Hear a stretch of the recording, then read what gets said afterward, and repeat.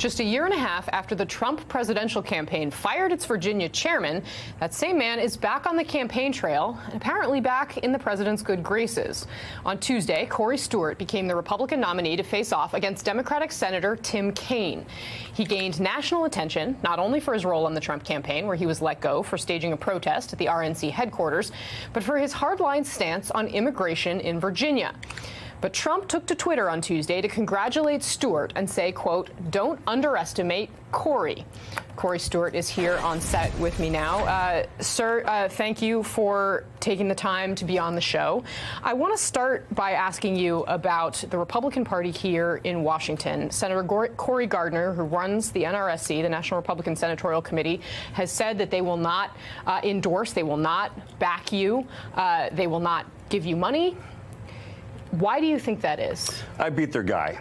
They took their best shot at me, but you know, they spent a lot of money in my race trying to knock me off. They've been at me for a long time. I've been a strong supporter of the president, but they're going to come around and they're going to need to see some momentum in my race to show that it's competitive. It will get competitive, and at that point, I think they'll come around. Their guy, the more moderate in this race, who you beat by a handful of percentage points, has called you a racist. Yeah, you know, basically he said that. It's not true. You know, there was, you know, I don't have a racist bone in my body. I mean, you know, the So why are you spending time with the organizer of the Charlottesville rally? Well, so at that time, I did not know that he was. He came out later, and after we found out that he was a racist, I wanted nothing else to do with him ever again. Now, you know, I need all my supporters. I want people to vote for me, but at the same time, I don't control what's in their hearts and their minds. I only control what's in the hearts and mind, my heart and my mind. And I don't have a racist bone in my body, and that's, you know, I think it's pretty hard for people to believe that when they see you sitting with someone like that. Well, you know, you meet all kinds of people in politics, hundreds and hundreds and hundreds of people. You don't do a background check on all these people that you meet with. You know, Paul Nehlen, for example, you know, when I, you know, complimented him, so did a lot of other He was the one who was running in Wisconsin for Paul Ryan's seat and who has made incredibly anti-Semitic remarks. Well, remember that when he ran in Wisconsin against Paul Ryan, there were a lot of other conservatives who were supporting him and, you know, said nice things about him, including the president, including, you know... You called him your personal hero. And Coulter. But afterward, and I did say those nice things about him, and afterward he came out and said he kind of lost his marbles, and he came out with all these anti-Semitic, terrible things, and at that point I disavowed him, just as the other conservatives did. You have been incredibly hardline on immigration as well.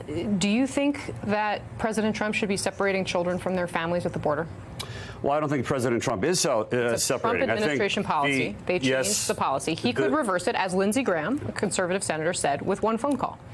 There is a law that's been on the books since the Obama administration, and it means that we don't use U.S. Marshals to arrest and incarcerate children. I think that's the right policy. Now, the fact is we do have to enforce the law, however. Otherwise, we're going to have another humanitarian crisis at the border like we did a few years ago. A lot of those children came into my county. I know everything about it. We don't want to have that happen. You have to send the signal to everybody else south of the border that if you come to the United States illegally, you're going to get arrested. And yes, your children will be temporarily separated from you, but as soon as you go back home, how is that in the best interest of the children? I mean, how is that an American policy? The question, though, is really what is in the best interest of the United States? That's our immigration policy. That's more important than these children? Absolutely. The policy of the United States, immigration policy, must be what's right for America, what's right for American workers, what's right for the United States. Do you think that the policy of ripping these children away is a moral policy? I think it's an unavoidable policy. I think the fact is that, you know, if you come to the United States illegally and you're arrested, and the president is making it very clear. To be clear, these are people who are coming here to ask for asylum, which is a legal thing. Yes. They have a legal pathway to apply for asylum. They have made months-long journeys, sometimes with small children. They are crossing in places where you are technically not supposed to cross. You don't see a distinction between that and someone who is a criminal who is trafficking in children? You can apply for asylum in any safe country. You don't have to come to the United States to apply for asylum. If you cross the border illegally, the president has made it clear that he's going to enforce the law. He's going to arrest the adults. That, I believe, In the end, it sounds terrible, but in the end, that prevents. It is terrible. Nobody wants to see children. Nobody wants to see that. Not conservatives, not liberals. Nobody wants to see children separated from their parents. There's no question about that. But we're in a very tough position. If you don't enforce the law, you will have a humanitarian crisis again, of much greater magnitude than we have right now. You have to enforce the law, otherwise you're going to have a lot more people coming across the border. In many cases, children without their parents. You lost a primary earlier to Ed Gillespie, for governor, who went on to become the Republican nominee for governor, and he used what some of his critics described as racially tinged ads highlighting MS-13, this idea that, you know, immigrants were basically going to come out to get you. He tried to run on that in a statewide race, and he lost. I think we can show you a little piece of that ad. MS-13 appears to be surging again. The MS-13 gang lured the victim into a Fairfax County park, stabbed him repeatedly, Committing violent and brutal crimes. MS-13 is a menace. Yet Ralph Northam voted in favor of sanctuary cities that let dangerous illegal immigrants back on the street, increasing the threat of MS-13. Ralph Northam's policies are dangerous. I'm Ed Gillespie, candidate for governor, and I sponsored this ad for a safer, stronger Virginia. He used this political tactic in his campaign, and he lost statewide in Virginia. What makes you think you can win? I think that ad was correct. I didn't support everything that Ed Gillespie did, but I think that was accurate. We do have a big problem. I didn't ask you about the accuracy of the ad, though. Okay. That was his strategy. Yeah. He said, you know, this is where we're going to focus. I'm going to hit immigration as a hot button issue as hard as I can. I'm going to make people afraid. And he lost. Right. Well, the thing is that, you know, people didn't believe Ed Gillespie because it was kind of a strange turn for him. I've been dealing with this issue for 12 years now in Prince William County. I led the nation's toughest crackdown on illegal immigration. The reason I did it is because the citizens in my community were very concerned that we had a lot of illegal immigrants coming to our community, not all of them, but a portion of them committing crimes, and they wanted us to do something about it.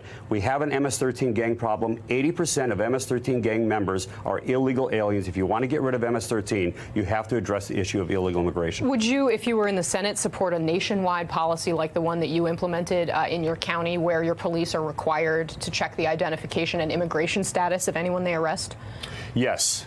We confirm 100% of everybody who's in the jail. We confirm 100% of the immigration status. And if it's a person who has been arrested for a crime and has been determined to be here illegally, we do hand them over to ICE for deportation. It's a common sense policy that focuses in on the criminal element. And by the way, more than 8,100 illegal aliens handed over to ICE since the policy was put in place. Not a single case of racial profiling. Not one. You have said that Tim Kaine, your Senate opponent, hates America. What is it about Tim Kaine that makes you think he hates America? He does not support anything the president has done. Now, if you ask this question, and you think you don't support the president, you don't support America? No, not based upon that. But I do think that he thinks only of himself. He's thinking only about his own left-wing ideology. If you ask yourself this question, what has Tim Kaine, ever done? What's his record for the past 6 years? He hasn't had one significant accomplishment. And now, instead of supporting the president and reducing taxes, bringing back business, bringing back manufacturing, securing the border, doing all these good things, bringing peace to the Korean Peninsula. I think most people would argue Virginia's economy has been doing pretty well. Under President Trump. In part because, but it was on a path to do that under President Obama. And frankly, this area in Northern Virginia, in particular, has been doing relatively well, especially compared to the rest of the country. Well, Northern Virginia has always been shielded because Northern Virginia has always been protected. We have a lot of government here. But the rest of Virginia has been suffering. And it's been suffering because we've had an administration, the Obama administration, that has been taxing businesses and making it more difficult for business to come back. Now we have a president who has done that. And you see manufacturing returning to the country in a way that it hasn't done since the 1950s. Back to the original question. Do you think Tim Kaine hates America? Yes, I do. I do. I think what does hate mean? I think that means when you care about something a lot more, yourself a lot more, as Tim Kaine does than the interests of the United States. You also tweeted a photoshopped image. It's an image of Tim Kaine's son, who was arrested in an anti-Trump protest, on a board on the Senate floor. You can see it there. You retweeted this image. This is misleading to voters. This never happened. This image right here, Senator Kaine on the Senate floor, it never actually happened. Do you think that this is misleading to people who follow you? That photo of his son is real. It's a real photo of his son. It does not actually have the hammer and sickle in the original version. Oh, of course. But that is photoshopped onto there, onto a poster of Tim Kaine on the Senate floor. Obviously, that is a clear Photoshop. But the image of his son. Why would you spread that? Okay, let me ask you this. Okay, so his son gets arrested in Minneapolis. For why? For a riot. He's rioting in conjunction with a Trump rally. There are people who are arrested, and he should have been prosecuted, but instead Tim Kaine gets him off, and he said that he loves the fact. There is no evidence that Tim Kaine got him off. No, but look, come on, let's be obvious. Let's be clear. If that was anybody else's son, if that was not a powerful man's son, he would have been in jail today. The thing is that Tim Kaine said that he loves the fact that his kids are involved in politics. And right after this incident, I just thought that was ridiculous. It says a lot more about Tim Kaine than it does about his son. Just to be clear. I apologize to him because I'm saying it on Father's Day, but it was very bad parenting. All right. One of his sons is also in the United States Marine Corps, as far as anyone hating America. Corey Stewart, thank you very much for the conversation. Thank you.